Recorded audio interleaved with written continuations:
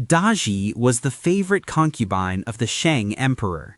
She was infamous for the atrocities brought about by her wild ideas.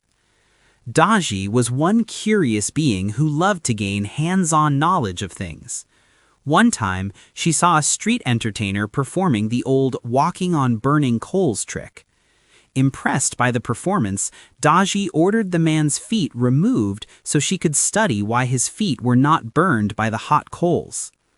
Another time, Daji encountered a pregnant woman and became curious as to what was inside her womb. She swiftly ordered the woman's belly be sliced open so she could see what was inside. Imperial Uncle Bi-Gan was a man known for his rectitude and loyalty. It was said that he was born with a sage's heart. When speculative words about Bi-Gan's heart reached Daji, they aroused her curiosity. She pretended to have fallen ill and bribed the court's physician to tell Emperor Zhao that only the heart of a righteous man could cure her. Believing their lie, the emperor executed all the righteous men in the empire and brought their hearts to Daji. None of them could cure Daji's faked illness, however. It was then that the corrupt physician suggested Bi-Gan's heart would be able to cure Daji's ailment. He is renowned for his righteousness. There is no one greater. Bi is my uncle. If I forcefully extract his heart, what would my subjects think of me? Emperor Zhao sighed. Your Majesty, you should send words to him that you are seriously ill, and only the heart of our royal blood could cure your illness. Bi-Gan is extremely loyal to the empire. He will surely donate his own heart for your sake. The emperor took the physician's advice and sent words to his uncle. As expected, Bi-Gan killed himself and willed his heart to the emperor. When Bi's heart was shown to Daji, she was severely disappointed. Unlike the rumors, it was just an ordinary heart. I faked my illness for nothing, she murmured.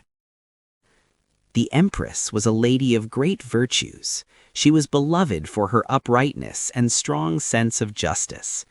Daji found herself fascinated by the Empress, leading her to devise a brilliant plan to test the Empress's virtues. First, she falsely accused the Empress of treason. She then offered her leniency in exchange for an admittance of guilt.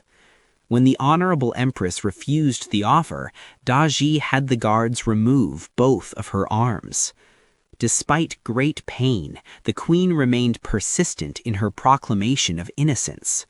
Daji decided to test her further by having the Empress's eyes forcefully removed. To her surprise, the Empress refused to give in, even after such a cruel treatment. Daji was greatly impressed by the queen's persistence. She finally reached the conclusion that the Empress was indeed a virtuous woman, and subsequently cleared her of all charges. Unfortunately, the queen would die soon after as a result of her severe injuries. Duke Wen and his eldest son, Yi Cao, visited the imperial capital to pay tribute to the emperor. Daji took a romantic interest in the handsome Yi Cao, but was coldly rejected. It happened that the emperor was envious of Wen, who was widely admired for his virtues. Daji took advantage of this rift to plot her revenge. She falsely accused the son of making advances toward her. The emperor believed her words and hastily executed the young man without giving him a chance to profess his innocence. When Duke Wen learned of his beloved son's demise, he was drowned in sorrow. However, he dared not to complain, for that would be treasonous against the emperor. Wen's muted response agitated Emperor Zhou because he was looking for an excuse to get rid of the duke as well. Daji offered the emperor a ploy to trap the duke. Your Majesty, invite him to an imperial banquet and stealthily serve him a dish made from his son's flesh. If he refuses to eat it, you can frame him for treason. If he eats it, spread words around the empire that he ate his son's flesh. Either way, his virtuous reputation will be shattered.